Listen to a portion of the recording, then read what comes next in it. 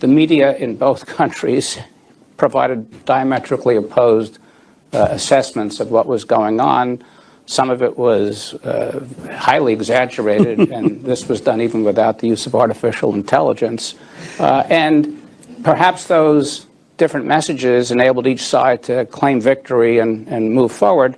But it also raises the question of crisis communications and whether there needs to be enhanced efforts by both India and Pakistan to be able to communicate what's really happening to each other rather than having the media control the narrative.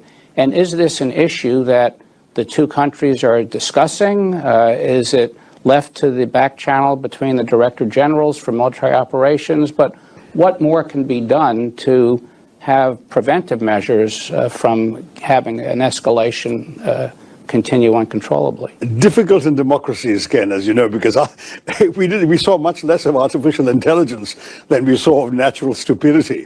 I mean, if you followed some of the social media accounts, there were, we had bombed Karachi, we had taken Islamabad, God knows what else people were claiming on social media.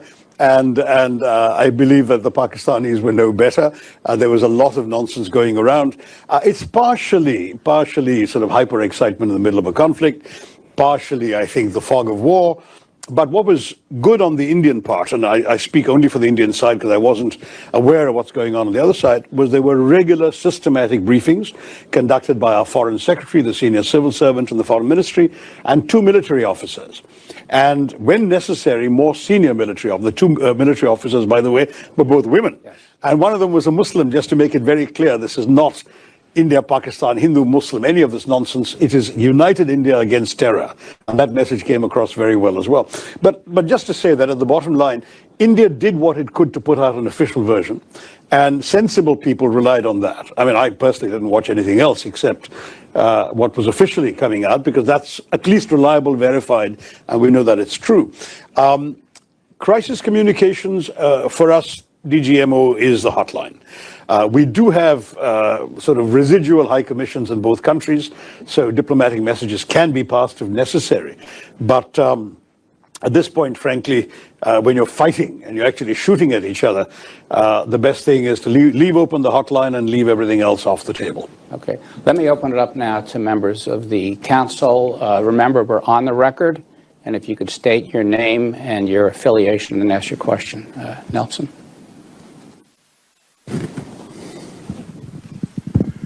Good morning, and thank you for being here. Nelson Cunningham, formerly with the State Department, formerly with McClarty Associates. It's good to see you again. Good to see you, Nelson.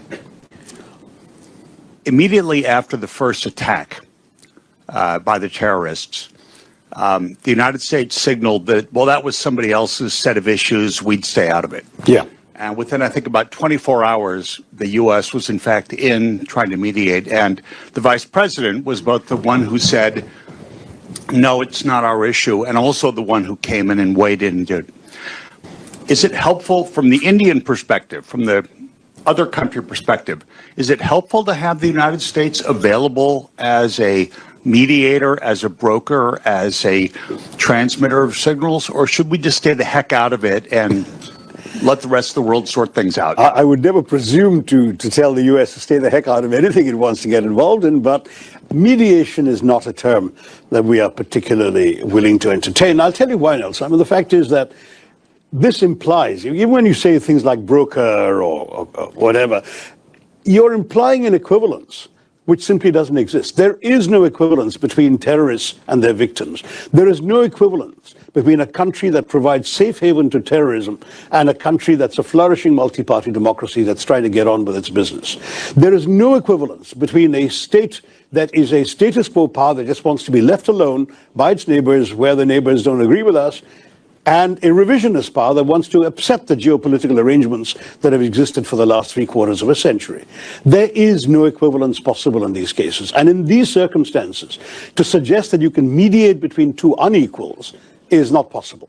then how would you characterize the American role, and was it useful and helpful? I'm guessing to some degree, Nelson, that the American role would have been, first of all, to keep themselves informed with conversations with both sides. And certainly my government received a number of calls at high levels from the U.S. government, and we appreciated their concern and their interest.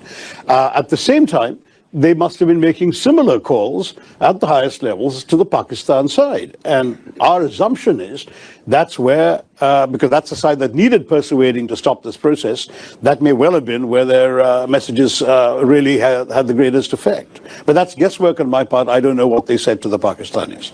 Okay. Dov? It's good to see you again, Dov Zakheim. Question for you. You mentioned, actually, I think it was Ken who mentioned the drones. Yeah.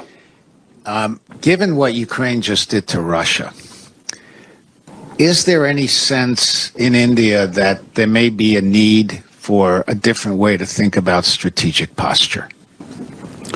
Sir, again, as I said, these are things the military is thinking about. I mean, all I can say is that the world of warfare has been changing dramatically since the beginning of the Ukraine conflict.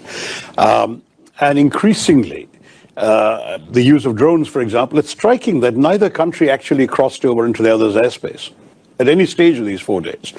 Everything is being done from a distance now.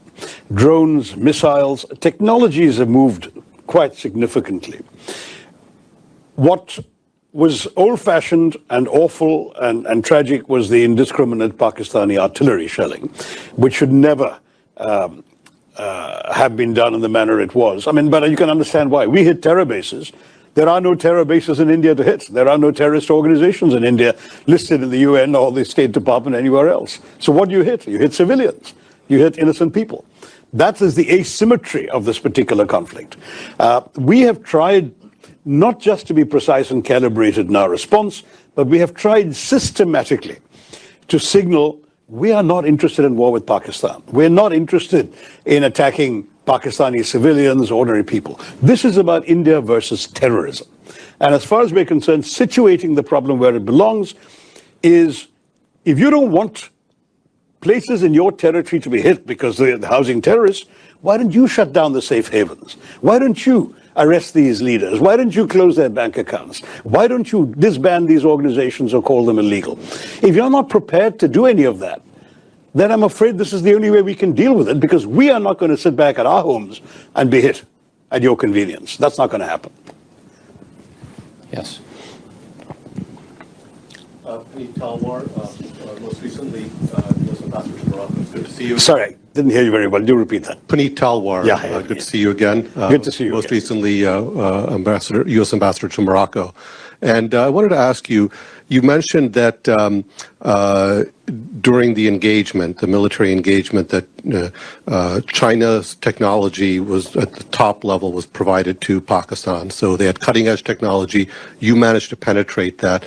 So I want to just press you a little bit more on that. Is the sense in the strategic community and, top level politicians like yourself that India stacks up just fine against Chinese technology, or is there some sense of concern or reassessment going on in a serious way about where this leaves India relative to China? Puneet, I think, frankly, the reassessment took place while the fighting was going on. In other words, when we saw what the Pakistanis were attempting to do, using, as you say, Chinese technology, there's supposed to be something called a kill chain that the Chinese specialize in, where the radar, GPS, planes and missiles are all linked together and they react instantly. All this is stuff I'm reading in public military analyses. It's not something I've got from any classified source. But when we saw that, we simply did things in a different way. Otherwise, we wouldn't have been able to hit T-11 airfields, and we wouldn't have been able to breach the Chinese supplied air defenses. So it's clear that assessments were taking place while the fighting was happening, and we were recalibrating our strategies in order to end as effectively as we were able to end. So that, I think, is the short answer. The longer answer, I'm afraid, only the military can provide. I mean, you and I have been at various ends of the policy spectrum in your country and in mine, but we haven't really been sitting in military headquarters. So I'll take a pass on how much further we can go on that. By the way, on the Chinese technology, I may have slightly misspoken, because my understanding is, for example, the aircraft given is the Chinese J-10, whereas the Chinese themselves have a J-20, which is apparently one or half a generation newer. And who knows if they'll supply that. I mean, the fact is China has immense stakes in Pakistan. The largest single project of the Belt and Road Initiative is the one in Pakistan, the China-Pakistan Economic Corridor. So we have no illusions about the degree of commitment that China may well be feeling towards Pakistan. Samir, on that. Thank you, sir. Samir Lawani from CSBA. I wanted to ask a question. Leaving aside motives, the question is about effects. So you said that we had to show them that they had to pay a price. And my question is, what is your sense of whether Pakistan believes they paid a price, whether the military, the politicians, the civilians, the population? And I ask that in light of the fact that the military army chief received a 5th star. There seems to be a lot of triumphalism. So did they actually feel that price? And does that affect their behavior in the future? I think one of the principal motives for this horrific terror attack, which was signaled, by the way, a few days earlier by a speech by the Pakistani military chief, in which he made the astonishingly bigoted assertion that Muslims could not live in a non-Muslim majority country, which is kind of a bizarre thing to say, given the number of non-Muslim majority countries in which Muslims can be found, including the fact that we have 200 million Muslims in India who are living in peace with their neighbors. And one of them is a member of my delegation, I might add. He's sitting right here. So I just want to say, Sarfraz Ahmed sitting right there. I just say this simply because one of the objectives was clearly to shore up the Pakistani army in a situation where they were deeply unpopular, with the most popular leader in Pakistan sitting in jail for the last couple of years, and the economy stagnant, and the government that they have been running or manipulating not doing very well in public opinion. And clearly, whatever happened in the conflict that was bound to ensue after the terrorist strike, they were going to declare victory for the army. So there was a lot of chuckling in Delhi when the failed general became a field marshal. But I mean, that's the sort of thing that, by promoting himself, as you said, with that extra star, because that was definitely going to be the army's gain from this fight with India. They wanted, once again, to show themselves as the savior of the nation in the face of attacks by a bigger power. The fact is that they provoked those attacks. We were very happy leaving them alone. We had no desire to start this. But when they provoked these attacks by the terrorist strike, we gave them, if you like, a ready-made opportunity to come up with a narrative they'd already pre-decided they wanted. And so that's all right. That's what happened. We have no particular complaints or regrets. If that makes them feel that they can stop fighting, it saves us the bother of continuing this unnecessary fight. Remember, for India, this war is a distraction. For the Pakistani military, it's fundamental to its sense of importance, its sense of success in its own society. You know, some of you here must have read Voltaire on Prussia. In India, the state has an army. In Pakistan, the army has a state. And the army is going to do always what's in its best interest. That's essentially what we saw happening. But I do want to stress that as far as India is concerned, we don't care what they say to their public. We know what's happened. And frankly, the satellite pictures are not Indian pictures. There is absolutely no evidence that the Pakistan has been able to advance in support of its claim to have inflicted magnificent victories and great damage on India and so on. Absolutely no evidence. 2 videos came out on social media. Both turned out to be from other conflicts and other years. Nothing to do with this one. So all I'll say is, more power to the Pakistani military than take it anyway, but that's what this is all about in terms of their narrative. Okay, in the back and then here, yeah.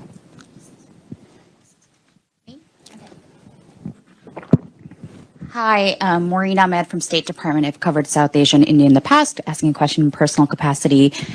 Lots of Pakistan stuff, so stepping back a bit in the South Asia region writ large. Lots of different changes on political landscapes in Bangladesh, Sri Lanka, Nepal. India's had strong relationships in the past, but how is it going to handle these changing landscapes, especially as these countries have a more of a lean now towards China? How are they recalculating this calculus, especially in Bangladesh, Sri Lanka, nearby? So would love to hear your perspective. That's a vast subject, young lady. I think we'll really have to do an entire seminar on that. But I'll start off with one simple proposition, that we have the sort of same kind of big country in the neighborhood problem that the U.S. has had for ages. I don't know how many of you remember the Mexican president, Porfirio Diaz, saying, "My poor Mexico, so far from God and so close to the United States." Many small countries in our neighborhood are bound to have the sort of feeling about being so far from wherever and so close to India. So China does come in and play a role. There's no doubt about that. They've all reached out. China can be a fairly munificent supplier of funds. Very often they are loans and not grants, and some of them involve unsustainable debt obligations on the part of the recipients. And so, yes, you've implied there are certain issues we need to address. We will, but it'll take too long to give you a short answer, other than to say that the neighborhood is of great importance to us. We as a country have always appreciated the fact that when we sit around the table with our neighbors, we account for 70% of the landmass and 80% of the GDP. We have a responsibility to care for the well-being of our neighbors, and we are conscious of that. In fact, we were trying to make a go of the South Asian Association for Regional Cooperation, but Pakistan obstructed that on the grounds that they could not have these relationships blossoming as long as they had a grouse with India. And unfortunately, the South Asian Association worked on consensus, and so nothing could get done. India still has now revived another sub-regional organization called BIMSTEC, the Bay of Bengal Initiative, which does not include Pakistan, and sadly doesn't include the Maldives either, because they're to the west of the Bay of Bengal, but all the countries to the east, including Thailand and Myanmar, are part of this initiative. So it's not that we are in any way backing off from regional cooperation. We want it. But there are specific challenges, and it'll take too long to discuss them, but we can go country by country at some point. And I'm sure my colleagues at the Indian Embassy will be happy to help the State Department person on that.